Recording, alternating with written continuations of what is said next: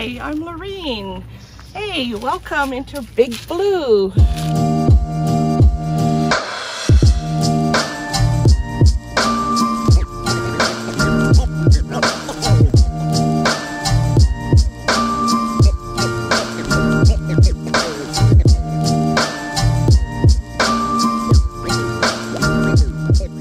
I've been in my van for a year now, and I absolutely love it.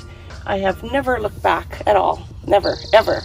In fact, I still get this feeling of, this is perfect, this is right. And it does happen still after a year. After a year of winter in my van on Vancouver Island. Yeah, and I did build out the van with my son, Caleb. It was actually quite almost bare when I bought it. It had one table in it from there, but we cut it down to fit. Yeah, so I had it right down to the metal and everything else. And I basically used mainly, a lot of it is furniture from a house that I was living in. This table was, I've had this table, I bought this table for $15 secondhand like 30 years ago. And here it is. And it had a built-in cutlery drawer. So that was absolutely perfect. And my cutting board that I had in my house, and you know, all kinds of stuff. This was in my house. This is basically my garage, as people call their garages. These 3 drawers. That's what my garage consists of. Yeah, and this is my cooler. Beautiful Canadian Tire cooler. I love it. And I read somewhere or saw somewhere about insulating it, and pretty too, so I did that. We built this box around it. I say we because I'm talking about my son Kalo, right? So it's on top of the wheel well. So that works. We have, you know, found these to fit underneath the cooler. Yeah, and my sister Brenda had all these boxes. So this has my bags for my toilet. and library books too, or reading books if I have reading books. And of course my Jackery. My Jackery is a lot there because and we'll talk about electrical, but I don't have electrical happening here, so I plug in this light. And of course this toilet, I love this toilet. I got it off Amazon. It's a medical toilet, but it's a bucket. And I just recently found well, I don't know if you want to talk about that. Just recently, literally about 2 weeks ago, found a actual container to put in there to pee in. Nice. Keeping it real, keeping it real. But I do use wood pellets, which are down here, which is almost empty because I hardly ever use them anymore because I have a pee container. And good old Canadian Tire and all the lovely drawers. And yeah, and it was fun. This came with it, this whole upper thing, which is incredible storage. This is I stuck this pool noodle here, as well as this actually, after I had my concussion. So I wouldn't keep bumping my head because I needed to save my brain. Yeah, and of course me being the boho lady, everything is, and it seemed to survive the winter quite well, all this fabric.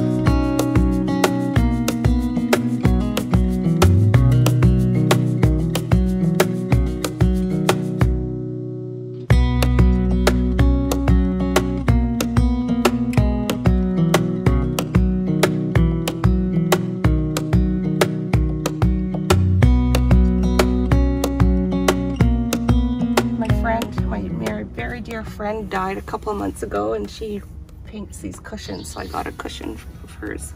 Oh, and this is a recent buy too, with because my head goes here obviously, and I watch my Netflix downloads with this clip. That works really, really well. So like I said, I had this one in my house. This one actually came with the van. Actually, when my son Kalo had this van a few years ago, he acquired this cutting board. But it's beautiful because it extended this extended my counter so I could put the camp stove on it. And having a 2-burner camp stove is completely enough to cook meals on. I don't need anything else. Although I am experimenting or keep looking at ideas of stovetop oven kind of things, but we'll see if that ever happens. The vent is awesome. Oh, so incredible. I love having a vent. Not a fan. I don't need a fan. I don't know. You maybe got a picture of my little 360 fans back here. I just love these 360s. They're USB. And they go for a long time. So I just clip them all over the place. Like when I'm cooking, when I'm cooking, this is what I do.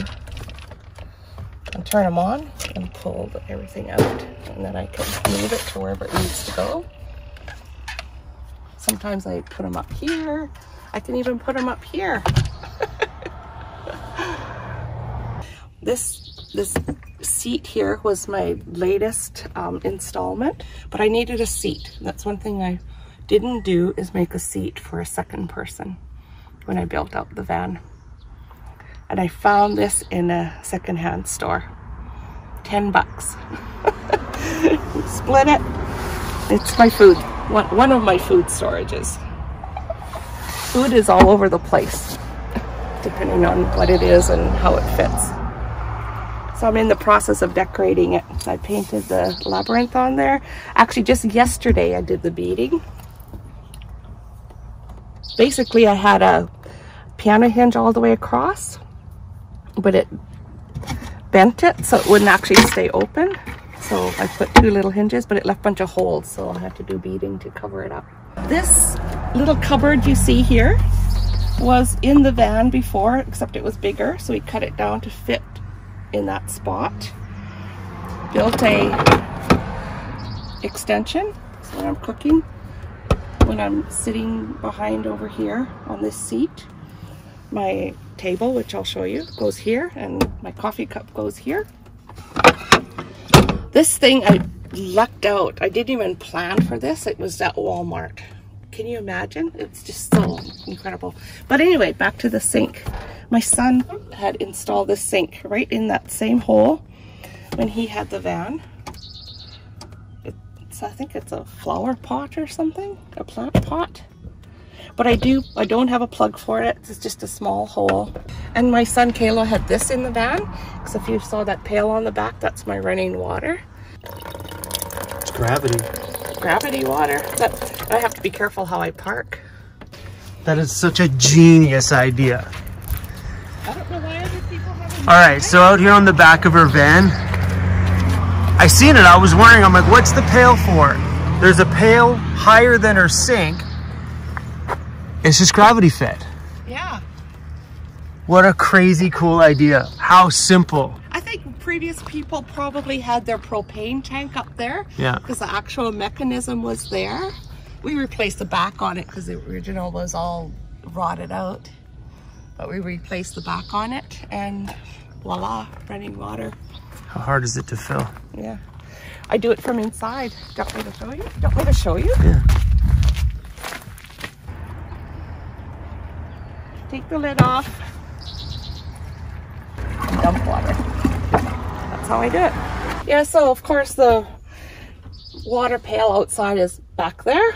So it comes through there, through here, and it follows along. I have to, it works best if I'm tilted slightly that way, which is unfortunate because my head is on this side, but anyway, I make it work. I'm short, so I can, doesn't matter that it's and of course I have bells all over the place, so I'm driving and it's cling cling cling, rattle rattle rattle. Bells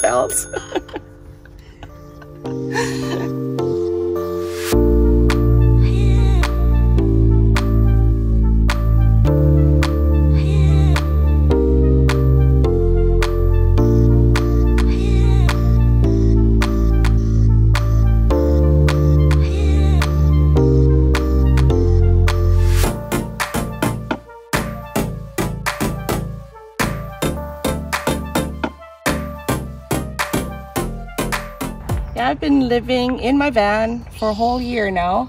May 1st was my year in British Columbia, Canada. Spent a whole year here, so I've been 4 seasons in my van. Summer, fall, winter, spring. Yeah, it hasn't been that difficult. Of course, winter, there's a little bit more involved than keeping the heat, keeping the van warm. The motor is awesome for the dry heat. So often would be, you know, going to my evening place, driving to it, so my van is warm when I arrive there. But I also have a Wave 3 heater, which I love. They're absolutely fabulous. But it isn't a built-in heater. In fact, I don't have it in the van right now because I have it at my son's storage. It's actually quite nice if it's chilly out. I'm cooking here and the warm heat is right here. Or if I'm washing my face underneath my running water. I do use a CPAP and it's completely doable. How do you power your CPAP machine? From my 2 batteries, my 2 house batteries that are powered by solar. And it's so interesting living in a van, and then because I've been in it a year now and realizing the power that you need is so different in the winter time than in the summertime. Like right now it's so light, I'm hardly using my lights. Some my little USB lights. I don't know if you want to see any. I could pull one out for you if you want. It's okay.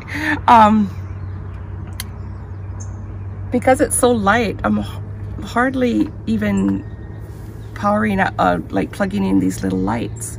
Whereas in the winter time, when it's dark at 4 o'clock in the afternoon, I'm constantly plugging in these lights. So it's so it's been fabulous doing the 4-season thing in the van. And I have no qualms. I have no desire whatsoever to live in a house.